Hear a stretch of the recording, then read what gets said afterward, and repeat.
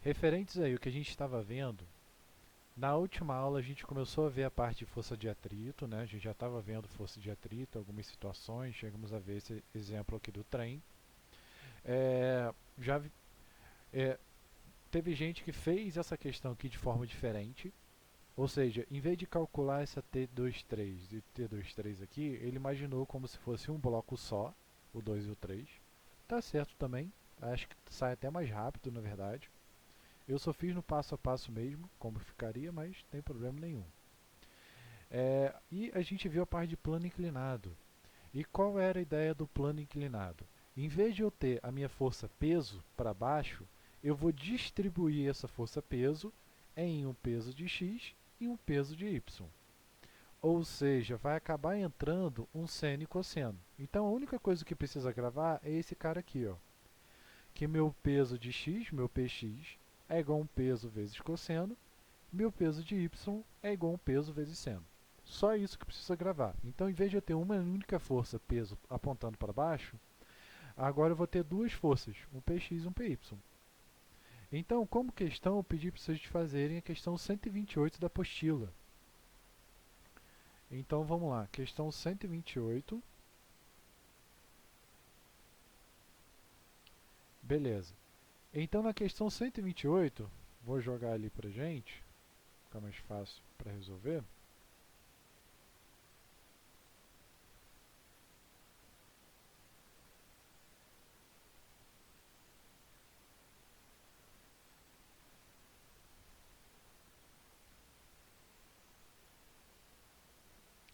Então, ele diz o seguinte: uma força F de 70 newtons, paralela à superfície plana, a superfície do plano inclinado, conforme mostra a figura, empurra o bloco de 50 newtons, com velocidade constante. A força que empurra esse bloco para baixo com velocidade constante no mesmo plano inclinado tem intensidade D. Então vamos analisar. Ó, eu tenho uma força F de 70 newtons empurrando esse bloco, paralelo à superfície do plano inclinado, conforme mostra a figura, empurrando para cima o bloco 50 newtons. Beleza. Então, se ele está falando que está empurrando com velocidade constante, então vamos lá. Primeiro passo aqui do nosso exercício. Ele não informa que tem atrito. Se ele não informa, não existe atrito. Então, não tem atrito. Beleza. Segundo ponto importante, ele fala que a velocidade é constante. O que significa velocidade constante? Velocidade constante significa o quê? Que eu tenho uma aceleração zero. Ou seja, por quê? A aceleração é variação da velocidade. Se eu não tenho variação dessa velocidade, logo eu não tenho aceleração. Então significa o quê? Que o somatório das forças é zero. Então quando a gente faz lá F igual a ma, esse cara vai dar zero. Então ele está perguntando ali para a gente, a força que empurra esse bloco para baixo com velocidade constante no mesmo plano inclinado tem intensidade D. Então vai ter uma força que empurra esse bloco para baixo. Então vamos calcular ele. Então o que eu vou fazer aqui? Só para facilitar, eu vou redesenhar esse cara. Deixa eu só recortar aqui e vou aumentar o desenho. Então vou pegar aqui,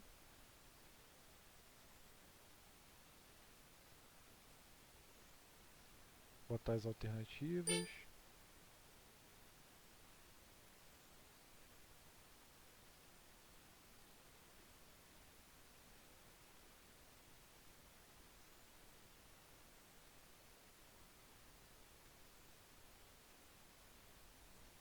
E faltou o ângulo.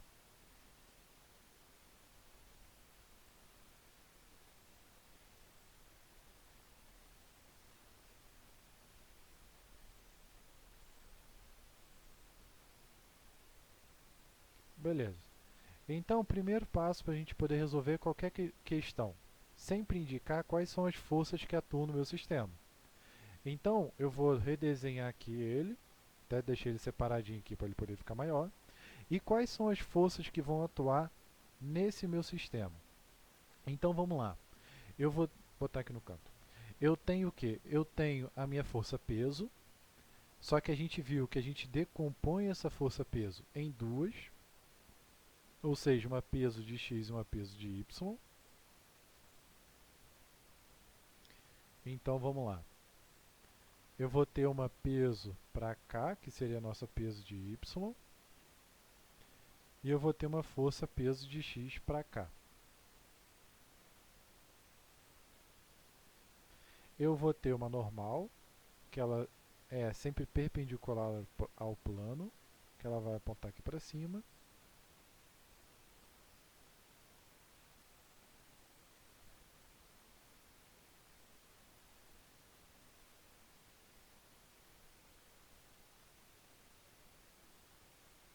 Pronto. Então vou dar nome para as pessoas, PY.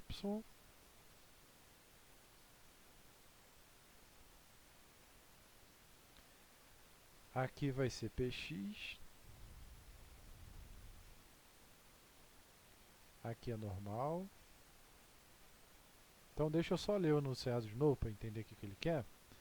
Então, uma força F de 70 newtons, então beleza, esse cara vale 70. Paralelo à superfície do plano inclinado, conforme mostra a figura, empurra um bloco para cima, um bloco de 50 newtons. Então eu sei que a massa dele, o peso dele, vale 50 newtons. Então beleza. Então aqui os dados que a gente sabe. A gente sabe que o F é 70 e o peso é 50 newtons.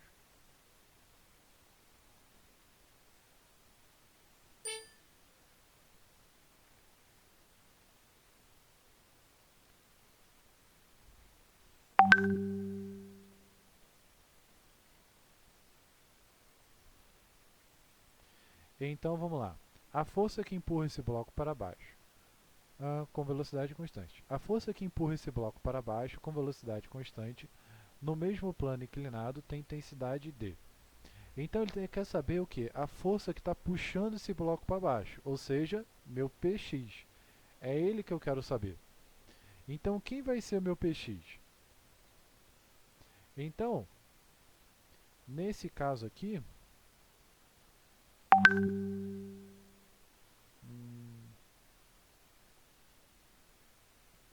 tá, eu acho que vai ter mais uma força que empurra ele.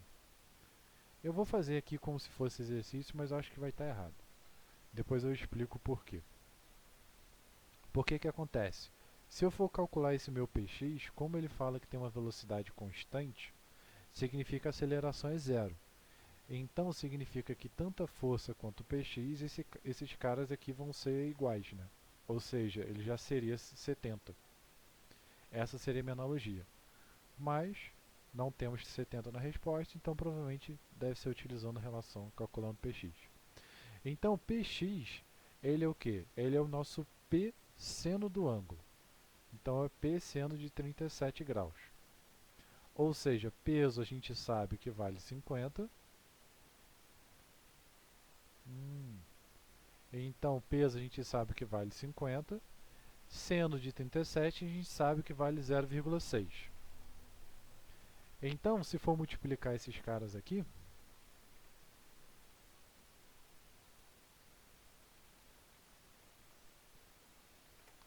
isso vai dar 30.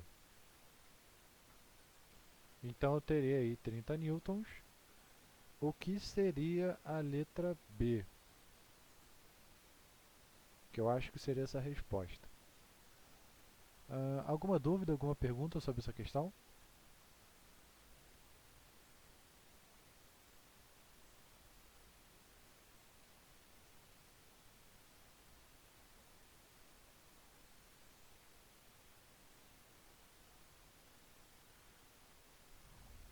Tá, Ô, Matheus, fala.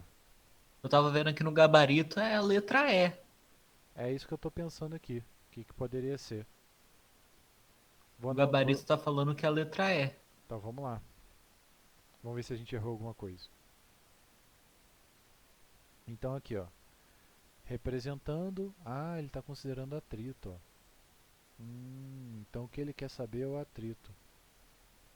Entendi. Beleza. Então na verdade ele não fala, mas a gente tem uma força de atrito. Essa realmente é uma pegadinha. Por isso que eu achei bem estranho. Então, o que, que a gente vai ter? Se a gente for analisar o nosso eixo X, ó, eu vou ter o meu PX para trás, que ele já está para trás, só que como ele está subindo, eu tenho minha força de atrito. Minha força de atrito ela fica para onde? Ela é sempre contrária ao movimento. Ou seja, se meu bloco está subindo, minha força de atrito ela fica para baixo. Logo, eita, eu vou ter esse cara para baixo.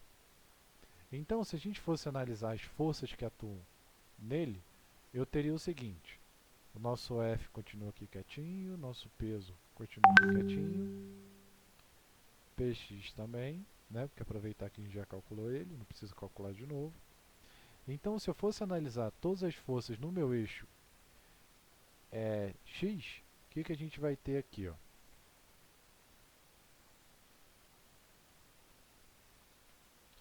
Eu vou ter que a minha força F está no sentido positivo, que é ela que está gerando o movimento.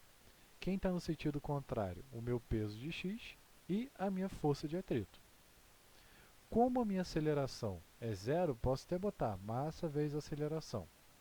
Mas eu sei que a aceleração é zero. Então, na hora de eu substituir esse cara, eu vou ter ali zero. Então, vai ficar aqui zero. Posso passar minha força de atrito para o outro lado.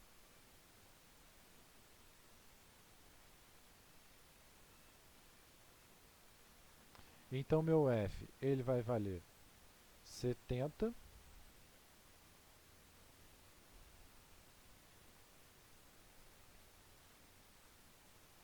E o meu P de x ele vai valer 30. Isso aqui vai dar 40. Deixa eu dar uma olhada de novo. No gabarito, é isso mesmo, 40. Aí ele faz, deixa eu ver.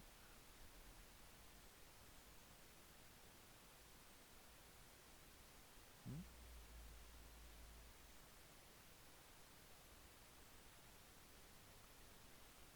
Tá, ele faz como se fosse um movimento retilíneo uniforme, achou a FAT.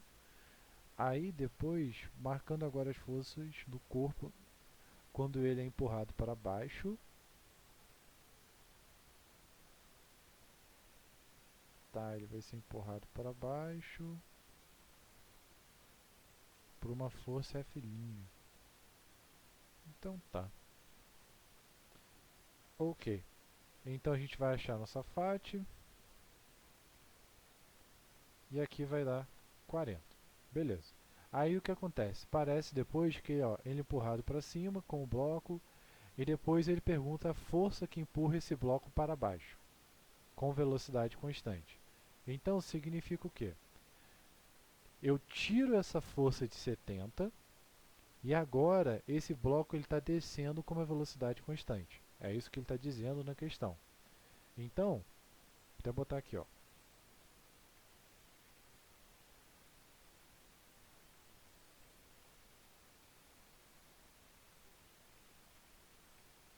Então, o que, que acontece? O bloco está descendo, só que acontece, eu tirei aquela força de 70 e ele está descendo, eu quero saber qual vai ser essa nova força para ele manter a minha velocidade constante. Acontece o que? A velocidade constante ela vai depender exclusivamente se o somatório da força é zero. Então a gente vai ter o mesmo esquema, só que agora em vez de eu ter essa força F aqui, ó, eu não vou ter mais ela. Então, deixa eu ver aqui se eu consigo fazer uma malandragem.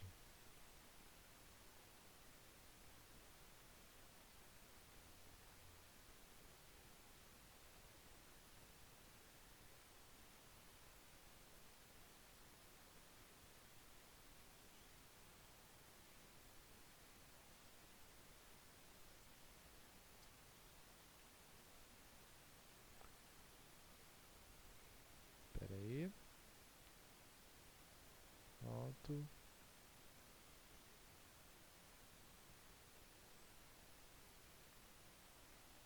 Pronto. Então significa o quê? Eu parei de ter aquela força F e agora ele começa a cair. Então, ó, retira a força F e o bloco começa a descer. quando ele começa a descer, significa o quê? Que minha força de atrito ela vai ter o outro sentido. Por quê? Minha força de atrito ela é contrária ao movimento. Então, se ele está descendo, a minha FAT está para o outro lado. Só que aí o que acontece? Eu já sei que a minha FAT ela vale 40, né? Porque a gente fez a conta, a FAT ela vai continuar valendo 40, só que agora ela está no sentido contrário. E aí eu vou ter o quê? Meu peso de x, que ele vale quanto? Ele vale 30. Então tem que existir uma nova força que vai igualizar esse cara, que ele vai chamar desse novo F' aí, que ele faz lá no gabarito, que é exatamente o que a gente vai comparar aqui. Então eu vou ter agora o que? Como ele está descendo, eu vou ter que esse F' mais esse peso de x menos essa faixa é igual a zero. Ou seja,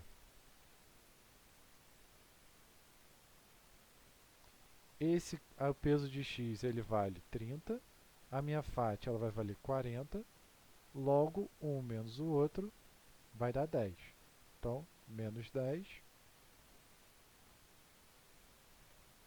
passo para o outro lado 10.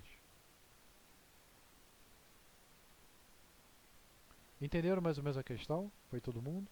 O enunciado está bem confuso, na verdade. Por isso que eu fiquei meia hora até entender o que ele queria dizer. Mas a ideia era exatamente essa, ou seja, ele vai empurrar com uma força F para cima de 70. Nisso que ele empurra, ele solta esse bloco e ele começa a descer. Só que ele desce em velocidade constante. Então ele quer saber qual que tem que ser essa força para ele descer em velocidade constante. Para velocidade ser constante, a aceleração tem que ser zero, ou seja, a soma das forças tem que dar zero. Então, na primeira parte, a gente calcula o que? A força de atrito, que ela vale 70. Na segunda parte, como ele está descendo em velocidade constante, essa soma dessas forças também tem que dar zero. Então aí é onde a gente acha esse F', que ele vale 10. Tudo bem, gente? Dúvidas? Alguma pergunta? Guilherme, Lara, Maria, Vanessa? Deu para entender agora explicando a questão?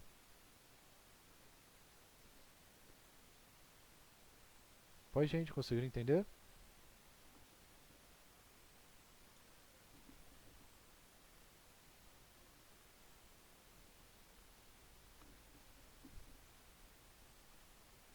Beleza. Então vamos lá. O que a gente teria para ver de plano inclinado vai ser exatamente essa parte. Não vou ficar enchendo muito o saco, porque é muito raro cair plano inclinado e tudo. E seguindo a cronologia do nosso currículo mínimo, né, nós temos lá no primeiro bimestre a parte de cosmologia, que foi o que a gente viu.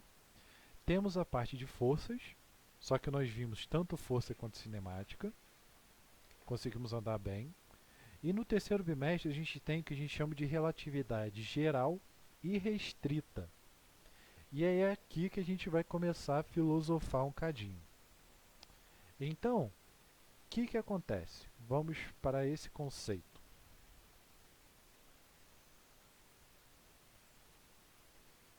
Então, qual é a ideia?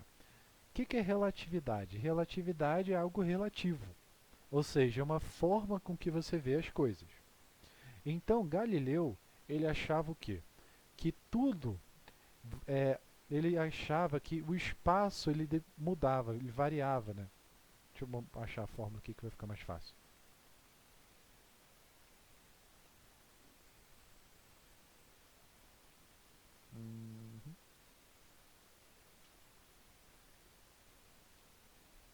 Deixa eu ver.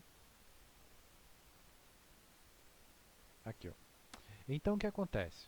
Galileu achava que o tempo ele se permanecia constante e, no caso, apenas a distância mudava. Então, por exemplo, quando eu passo de um ponto para o outro, o tempo vai permanecer igual, ou seja, se eu estou caminhando aqui, se eu estou, por exemplo, fazendo essa live e no meu relógio deu uma hora, para vocês que estão assistindo, né, também vai se passar uma hora.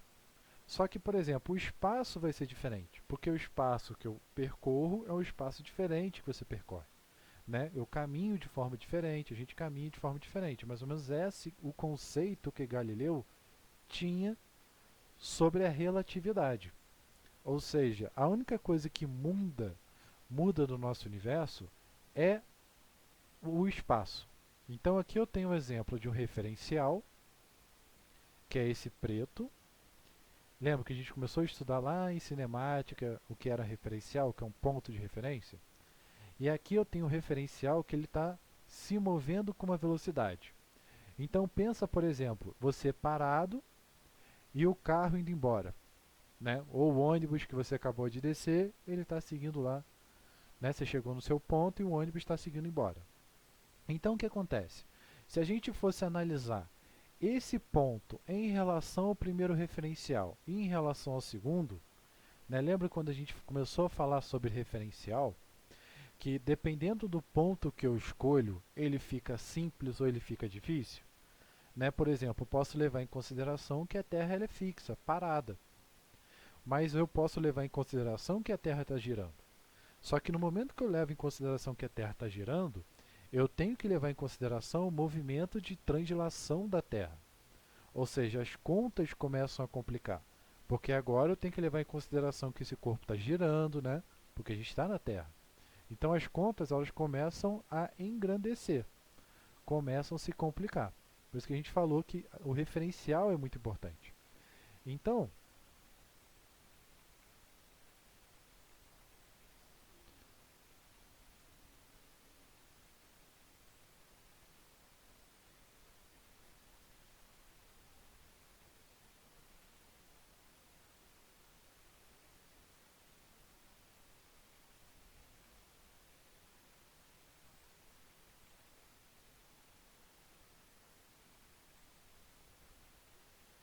então o que, que acontece? A ideia de Galileu é que quando ele comparava um referencial inercial, o que, que é um referencial inicial? É um ponto de referência parado.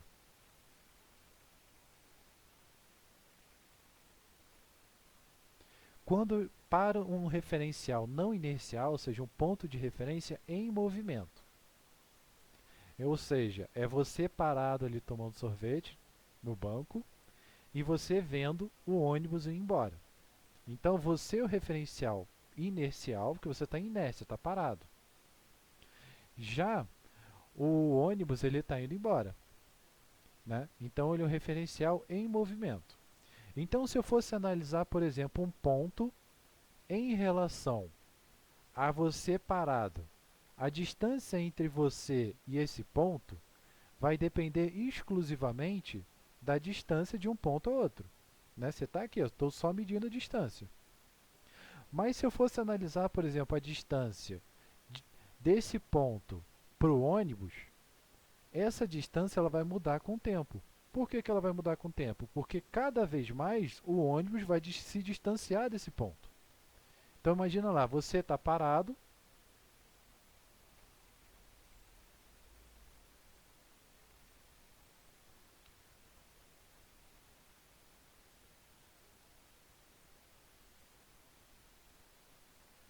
Então imagina lá, suponha você sentado no banco,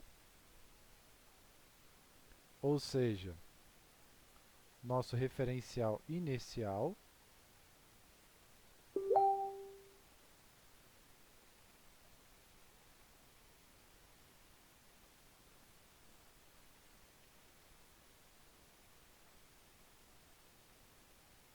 E você está observando um poste, que seria o nosso ponto P. E um ônibus em movimento, que seria o nosso referencial não inercial.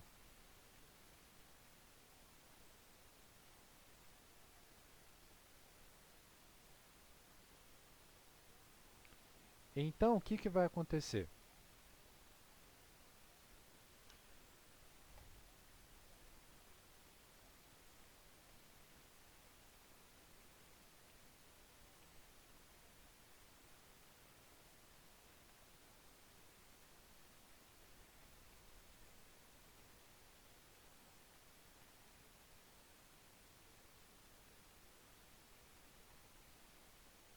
Então, qual é a ideia?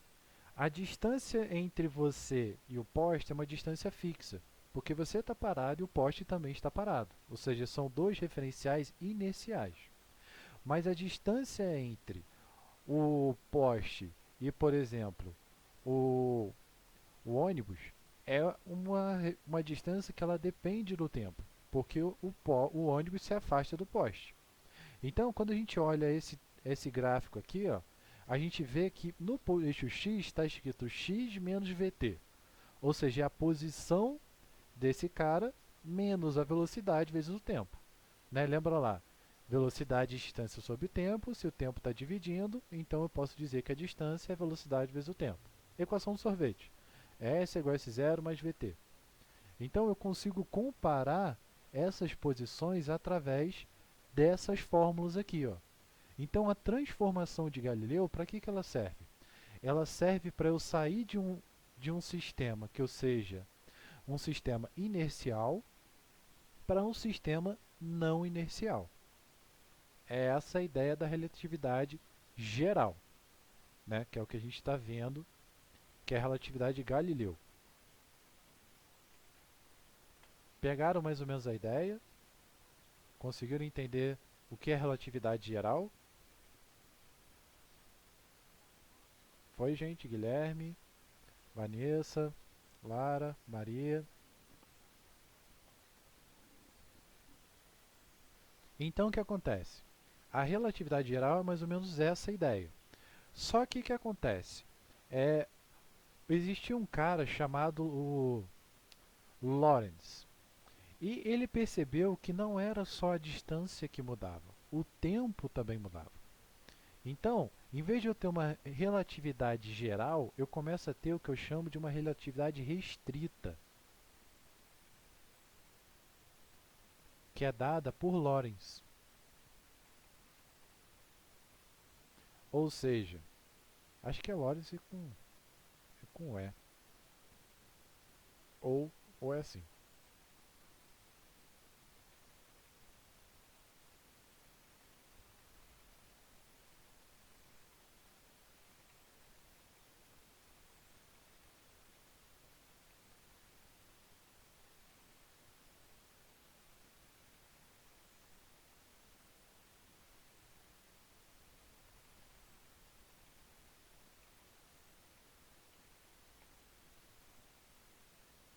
Então, qual é a ideia? Ele viu que o tempo ele mudava. Não era só a distância que estava mudando, era também o tempo mudava.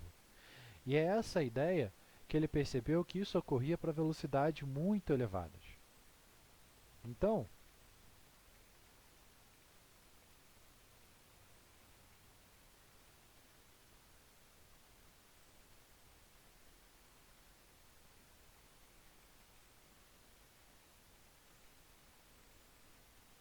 ele percebeu que isso ocorria exatamente para velocidades próximas à da luz.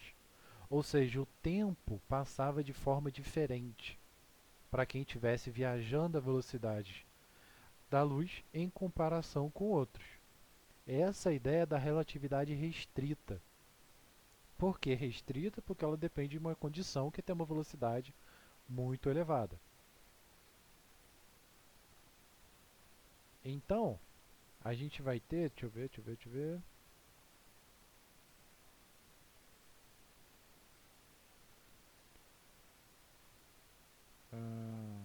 Acho que eu não vou achar as fórmulas.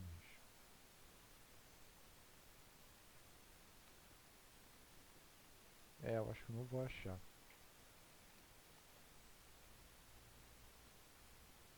Seria mais ou menos essa ideia aqui, ó. Tá, pode ser a mesma coisa.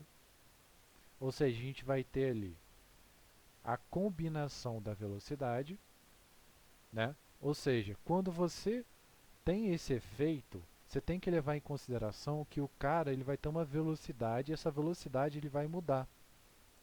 Então, a velocidade, por exemplo, imagina que agora eu não estou analisando poste, estou analisando, sei lá, uma pessoa dentro do ônibus. Então, essa pessoa se movimentando dentro do ônibus vai ter uma velocidade que vai ser a combinação da velocidade do ônibus mais a dela. Então, essa velocidade ela aumenta. E isso faz com que o tempo ele mude. Olha que doideira. E quem começou a estudar esse cara foi exatamente o Einstein. Né? Na verdade, Lorentz propôs isso, tanto que a gente chama esse cara de constante de Lorentz. E quem começou a entender mais um pouquinho, pegou e juntou os pedaços, foi o Einstein, que é onde ele provou e criou todas as teorias dele. Então aqui eu tenho que o meu tempo ele dilata e eu tenho que a minha distância ele dilata.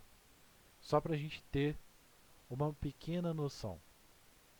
Então o que acontece? Esse gama aqui a gente chama de constante de Lorentz. E ele depende da velocidade ao quadrado sobre o c ao quadrado. C é a velocidade da luz ao quadrado. Então até botar aqui como legenda, é a velocidade do corpo e c é a velocidade da luz.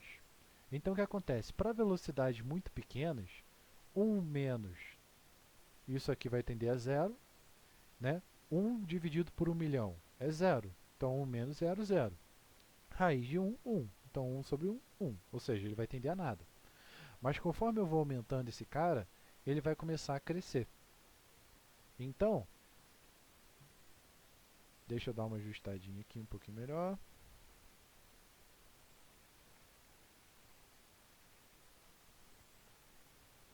E a ideia é o quê? Quando ele percebeu essa relação, ele chamou de constante de Lorentz. Mas aí como que funciona essa dilatação no tempo? Para vocês terem uma ideia. Imagina o seguinte caso.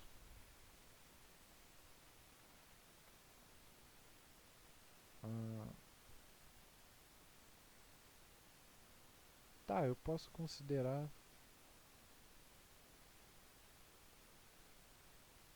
Acho que eu vou usar essa figura aqui que é melhor.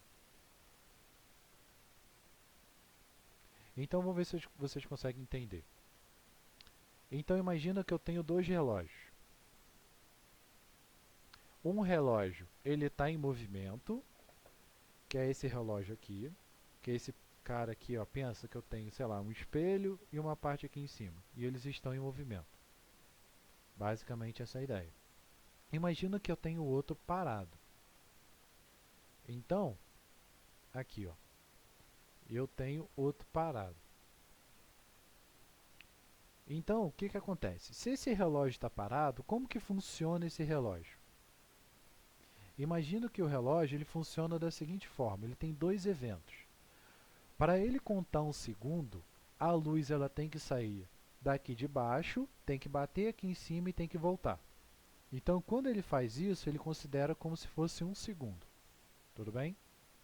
Agora, imagina que eu pego esse relógio e começo a movimentar e andar com ele para o lado. Então, esse fecho aqui, ó, em vez de ele seguir uma linha reta, ele vai seguir como se fosse um triângulo. Tá percebendo aqui, ó? Em vez de ele seguir linha reta, né? Porque quando ele lançar, a luz, o espelho não vai estar mais aqui, ele vai estar mais para o lado. Ou seja, eu vou estar vendo esse efeito, só que na verdade ele vai estar seguindo esse caminho. E aí é onde vai ocorrer a dilatação. Por quê? Lembra que eu falei que o relógio ele só completa um segundo quando esse raio sobe e depois desce? Quando eu estiver andando, o efeito vai ser o mesmo, ou seja, o meu relógio vai continuar marcando um segundo, só que para ele poder fazer esse percurso aqui, ele vai demorar mais tempo. Então, então no meu relógio eu vou estar marcando um segundo, por exemplo, mas na verdade vai ter se passado 2, 3 segundos. Ou seja, é como se ele tivesse mais lento na hora de marcar a hora. Pegaram mais ou menos a ideia da dilatação do tempo? Guilherme, Vanessa, Lara, Maria? Tá tranquilo? Tá dando para entender? O que vocês acham? Deu para pegar mais ou menos? Você Como pode que o tentar tempo... explicar de outra maneira que para mim ficou um pouco confuso essa parte. Tá. O resto você conseguiu entender, né? Sim, sim, consegui, consegui. Então, eu vou escrever aqui que talvez fique mais fácil.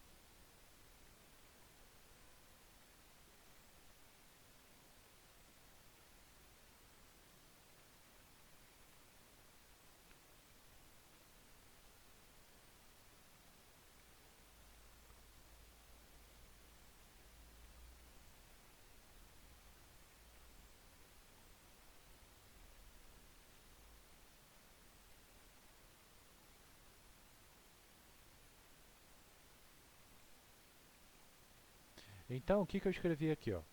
Suponha dois relógios. Um está parado e o outro está em movimento. Então, o que eu fiz aqui? Ó? Esse primeiro relógio, ele está parado. Então, quando ele está parado, e o outro está em movimento. Então, vamos olhar para o primeiro, para o parado. Então, para o relógio marcar 1 segundo, o feixe de luz deve sair do emissor, que é esse cara aqui, ó, bater no espelho e voltar. Então, são dois eventos, o evento de ida e o evento de volta. Isso eu caracterizo 1 segundo. Então, é como se eu ligasse a minha lanterna. Liguei a lanterna, ela bateu no espelho e voltou. Isso representa o meu relógio. Tudo bem? Alguma dúvida aqui? Foi, Guilherme? Entendeu o relógio parado? Foi. Tipo como se fosse aquele relógio de pêndulo, que ele vai e volta, vai e volta. Ah, sim. Tipo aquele relógio cuco. É a mesma coisa. Sim. Agora, o que acontece? Para o meu relógio de movimento, agora pensa que eu pego esse cara aqui ou eu começo a andar para o lado. Então,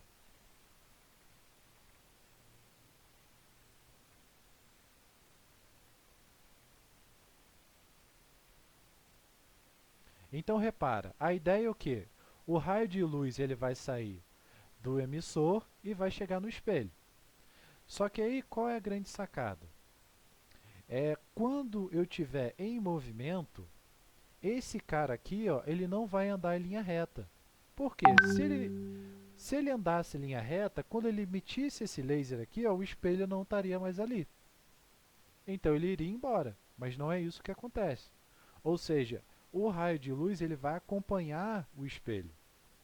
Então, quando eu estou em movimento, o raio de luz ele vai percorrer um caminho maior que o caminho anterior. Percebe que esse L aqui é um caminho maior do que esse D? Foi, Guilherme? Percebi. Então, suponha que pegamos o relógio e começamos a movimentar para o lado. O feixe de luz.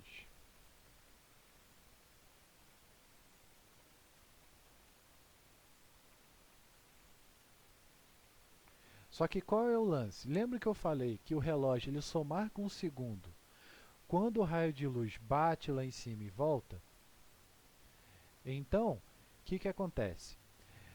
Esse relógio em movimento ele vai fazer a mesma forma. Ele só vai marcar 1 segundo quando o feixe de luz ele bater aqui de volta. Só que como esse feixe de luz ele vai percorrer um caminho maior, ele vai levar mais tempo para fazer isso. Concorda comigo? Sim. Então, vou reescrever aqui, ó.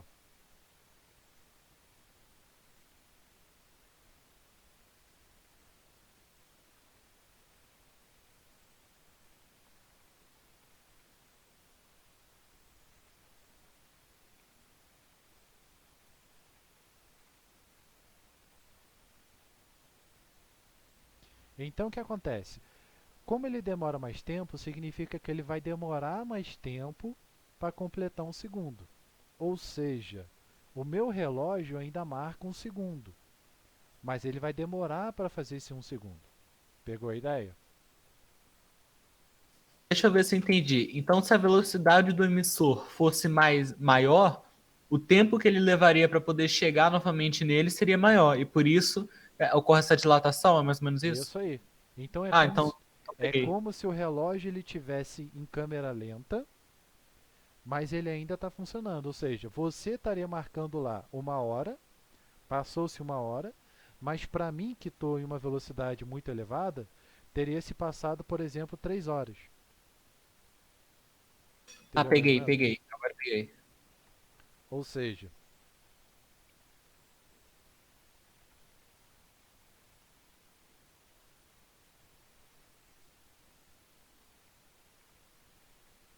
então a ideia é o que? O relógio ele vai passar literalmente mais devagar.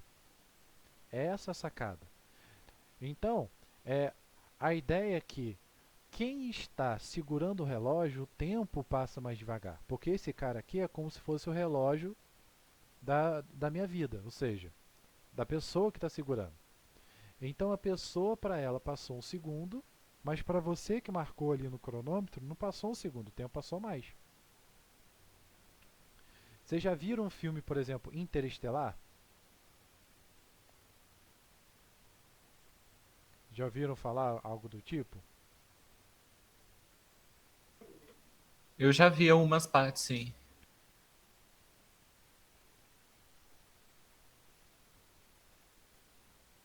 Então, qual é a ideia aqui no filme Interestelar? Sabe o Calma, que acontece? calma. Sou Um robô sarcástico gigante. Que ótima ideia. Qual é a ideia do Interestelar? Eles viajam para um planeta para buscar vida, né? Algo do tipo lá, para a pessoa poder, tipo, como se fosse um novo planeta, né? Ou seja, a gente gastou tanto o nosso planeta que teve que buscar outro para procurar recursos. Esse é o resumo de Interestelar. Só que qual é a grande sacada? Eles viajam para um lugar aonde viajam para um planeta que ele está muito próximo do Sol. Nisso que ele está muito próximo do Sol, a velocidade dele é muito elevada. E essa velocidade é muito elevada a ponto de chegar próximo à velocidade da luz. Ou seja, quem está nesse planeta, o tempo passa mais devagar. Então, nesse que o tempo vai passar mais devagar, nós vamos ter o quê? Nós vamos ter que esse protagonista, ele vai deixar, digamos, ele deixa lá a filha dele, que vai estar, sei lá, 5 anos de idade, e como ele fica naquele lugar, para ele se passa 1 ano, 2 anos, mas para a filha se passou 30, 40 anos. Então, quando ele volta para a Terra, a filha já está mais velha do que ele.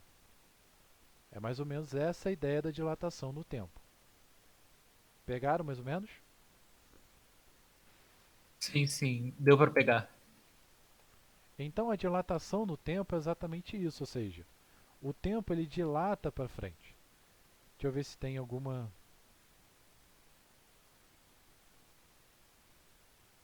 Então, por isso que a ideia que ele fala, Einstein sempre falava o quê? Que o tempo é relativo. Ou seja, isso serve até uma frase, né? Que o nego fala, que 1 minuto para quem está dentro do banheiro não é 1 minuto para quem está fora esperando para entrar dentro do banheiro. Ou seja, o tempo passa de forma diferente.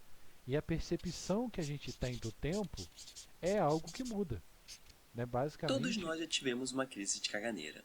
deixa eu ver se A aqui ele 100 fala um km, pouquinho. o tempo passará mais devagar para você Então, a gente tem o que a para gente marcar o chama de tempo. paradoxo dos Coloque um gêmeos. na Terra e o O que, outro que é o paradoxo dos gêmeos?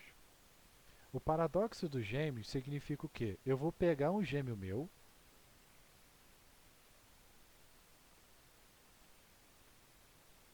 ou seja, eu tenho duas pessoas iguais, dois gêmeos. É.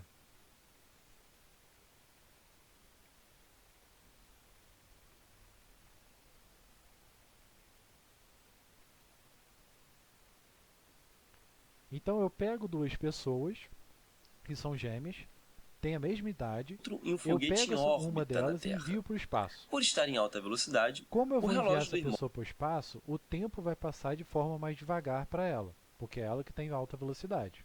Então o que, que vai acontecer? Quando essa pessoa voltar, ela vai estar mais velha do que esse gêmeo dela. Ou seja, ali ó, se ele tiver 86% da velocidade da luz, ó, para ele se passou 1 segundo, mas para quem está na Terra se passou 2 segundos. Então, ó, se ele está ali, ó,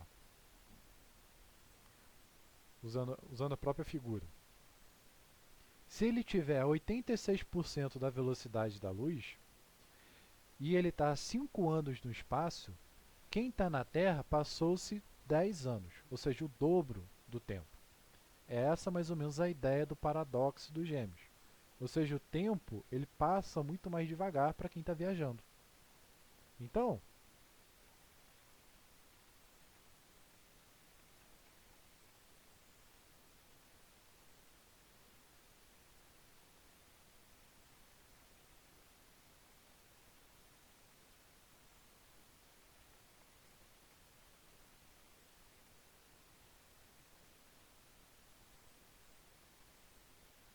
peraí. E aí a gente entra em vários paradoxos, por exemplo, tipo, por exemplo, a gente viu na parte de astronomia que as galáxias elas estão muito distantes. Estão milhares e milhares de anos-luz. Ou seja, o que significa anos-luz? Significa que se eu fosse viajar na velocidade da luz, eu passaria milhares de anos para poder chegar lá. Só que o que acontece? Esses milhares de anos é de um referencial inercial, ou seja, uma pessoa parada. Então pensa comigo, se o tempo passa devagar, ou seja, para quem está olhando de fora se passou milhares de anos. Mas se eu estivesse nesse foguete, provavelmente não se passaria isso tudo. Então é muito provável que em viagens muito longas eu conseguiria chegar lá, mesmo que o tempo dissesse que não. Pegaram mais ou menos a ideia? Sim, deu para pegar.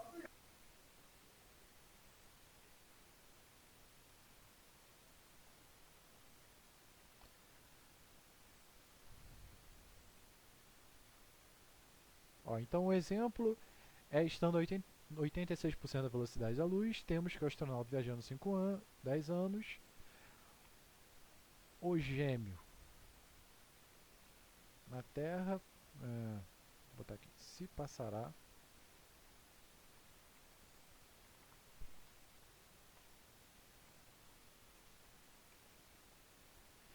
né? Isso é um efeito da dilatação no tempo.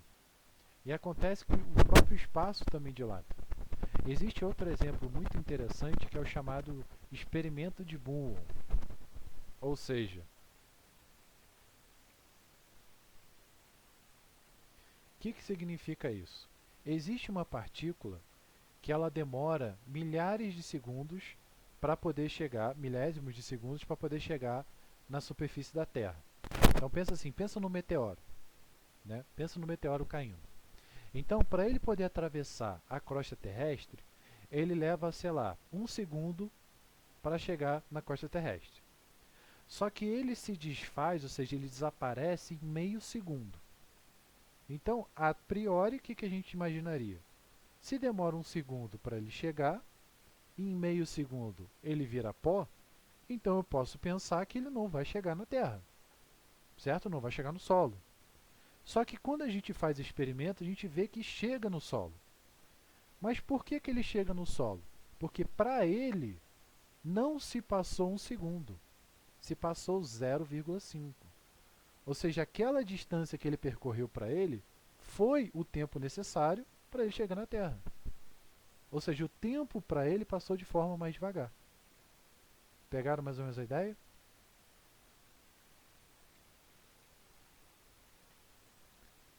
Agora, acho que é Moon.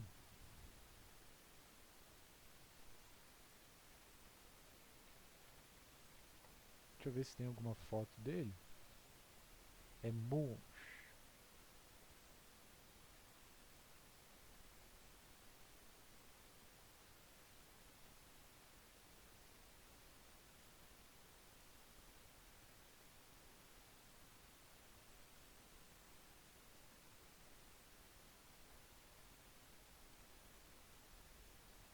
Então, vou botar aqui o texto.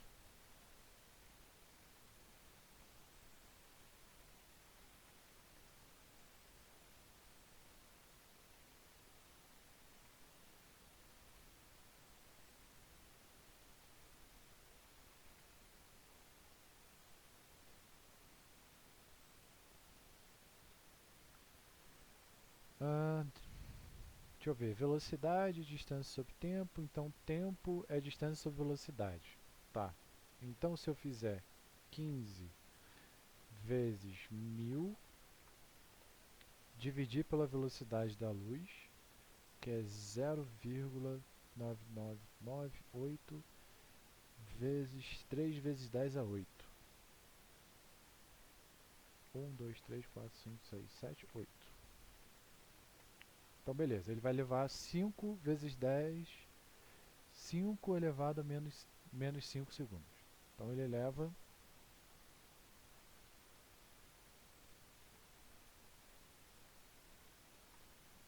mais fácil botar quântico.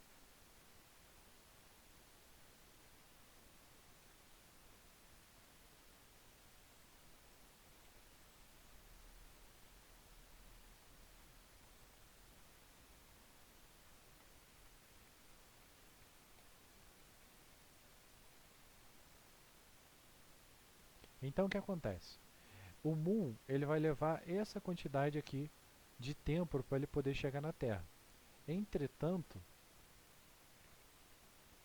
ele tem um que a gente, tempo de vida. Deixa eu ver. Deve ter alguma coisa aqui dizendo.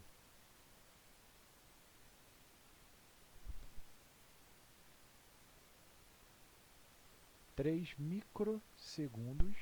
Micro é 10 a menos 3 segundos.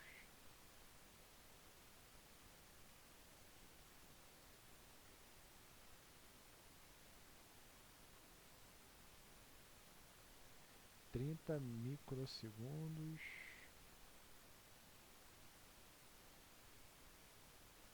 Ah não, ele tem 2 microsegundos. Tá.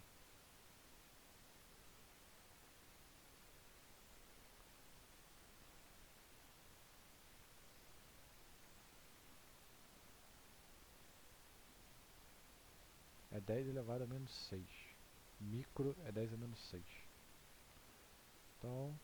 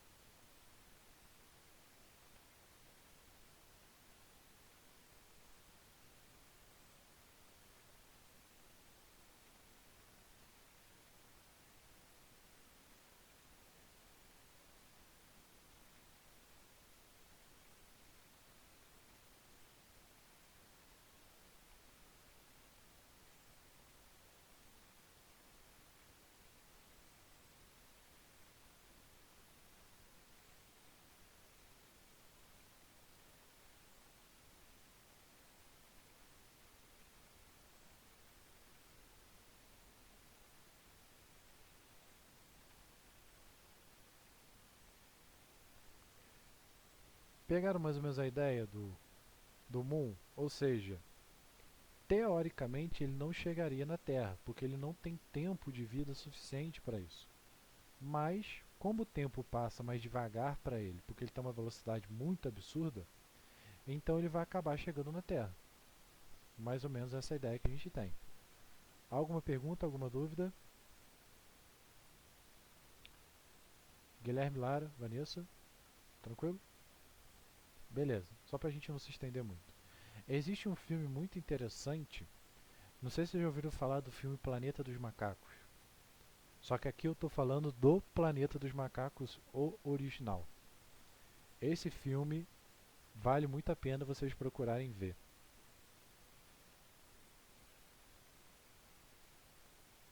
O que acontece? As pessoas saem dos planetas dos macacos, elas estão... Deixa eu botar aqui sinopse, que eu acho que fica mais fácil.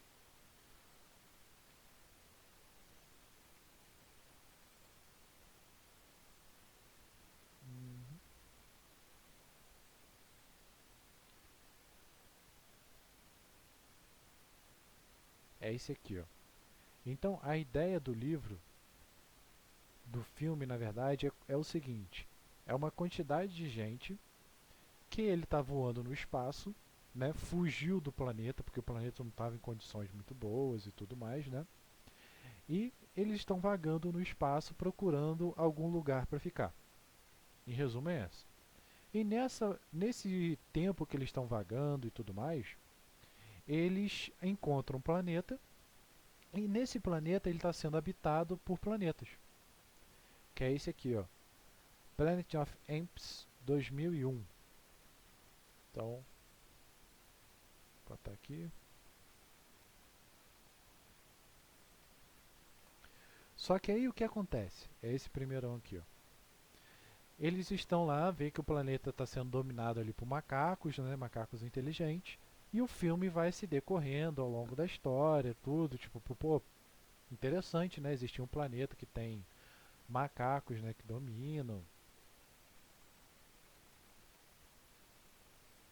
Só que aí quando vai chegando lá pro fim do filme, eles veem exatamente, deixa eu ver se eu acho a foto, que o nego já deu meio que um spoiler, que não mostra. Mas o que acontece?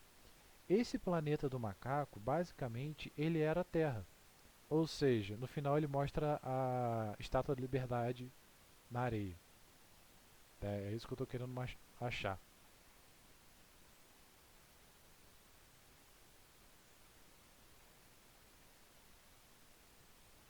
Aqui, ó. É isso que acontece no final do filme. Ou seja, quando eles descobrem, né, e até o cara chora aqui, que é um filme muito foda, eu ainda não vi, mas eu vou ver. Então o que acontece? Eles estavam viajando a uma velocidade tão alta que para eles pode ter passado, sei lá, 5 anos, mas para quem estava na Terra passou, sei lá, 200 anos, 1000 anos. Passou um tempo tão absurdo que foi capaz dos macacos evoluírem e dominar a Terra. Então, quando eles chegam ali e encontram esse planeta, eles acham que estão encontrando outro planeta comum. Mas na verdade, quando eles descobrem lá no final do filme que esse planeta é o próprio planeta Terra, né, eles ficam até tipo, caraca, que doideira é essa? Né, até o carinha aqui, ó, no chão parado. Isso é spoiler, mas pô, filme de 2001, né? Então não tem como não dar spoiler. Mas vale a pena vocês darem uma olhada nesses filmes, né, pra vocês terem uma ideia mais ou menos como funciona essa relatividade. Alguma dúvida, gente? Deu para pegar mais ou menos a ideia?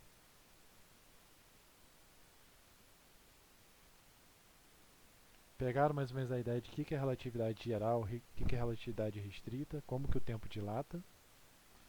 Lara, Vanessa?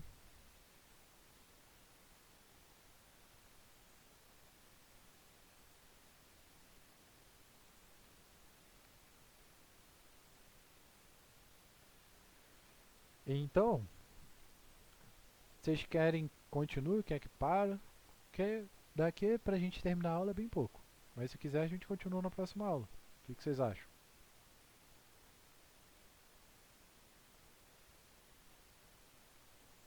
Hein, gente? O que vocês preferem? Show de bola. Então, na próxima aula a gente termina esse conteúdo de relatividade restrita. Então, dever de casa. Dever de casa vai ser teta. Vai ser assistir um desses filmes. Então,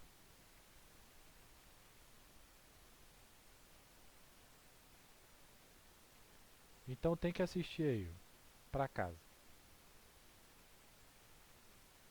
Pode ser O Planeta dos Macacos, o primeiro. O 2001. Pode ser o Interestelar. Ah, tinha mais outros. Deixa eu ver aqui.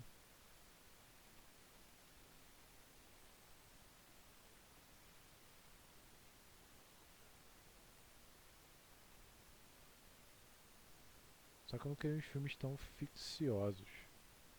Ó, Dilatação do Tempo, Interestelar. Black Mirror, não muito. Mas acho que tem mais um que não me vem na cabeça. Mas tem mais alguns filmes relacionados a essa parte de dilatação no tempo. Ou seja, só pra gente ter, vocês começarem a ter uma noçãozinha assim, mudar um pouquinho o pensamento de como o tempo ele muda também, ele varia também, né? Só pra gente terminar, o último plot twist é uma das influências, quem postulou que o tempo dilata e tudo mais foi o Lorentz, mas quem bateu na tecla foi o Einstein. E quando o Einstein bateu na tecla, muita gente não concordava, tanto que era um postulado de Galileu. Por ser um postulado de Galileu, já era um negócio mais renomado, né? Galileu era conhecido, pô. Como que você vai pegar um cara que está lá em cima e vai dizer que ele está errado? Né? Não é tão simples assim. Mas isso teve um impacto tão grande que eles conseguiram provar, até um curvamento que a gente vai ver da luz, que a gente vai ver na próxima aula, mas isso mudou e influenciou tudo. Tanto que influenciou as pinturas naquela época. E uma das pinturas que ficaram muito famosas foram as pinturas de Salvador Dalí. Então essa pintura aqui, ó, é uma pintura de Salvador Dalí. E se a gente olhar aqui, ó, o que é interessante nessa pintura? A gente vê que o relógio ele está derretido. E esse relógio derretido foi exatamente o postulado de Einstein dizendo que o tempo varia. Ou seja, ele está dizendo que agora o tempo não é mais rígido. Ele pode ser maleável, pode ser moldado. Ou seja, isso aqui é uma resposta de como um estudo criado por Einstein influenciou em diversas áreas, como na própria pintura. Ou seja,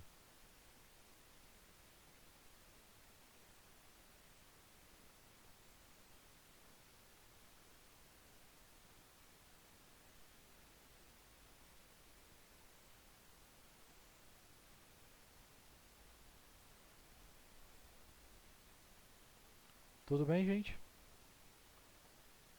Então, a gente tem um desses efeitos que ocorre muito na pintura, né? Tem muita coisa dessa na física que tem esse efeito, né? A Revolução Industrial e outros fatores que a gente vai estudando aí conforme as aulas vão se passando. Certo, gente? Então, a gente termina por aí. Dever de casa bem teto, não vou botar pra entregar nada não. Só assiste os filmes aí pra vocês terem uma ideia, tá? Pra começar a situar e ter essa noção melhorzinha aí de como o tempo dilata. Show, gente? Então até mais. Terminamos por hoje.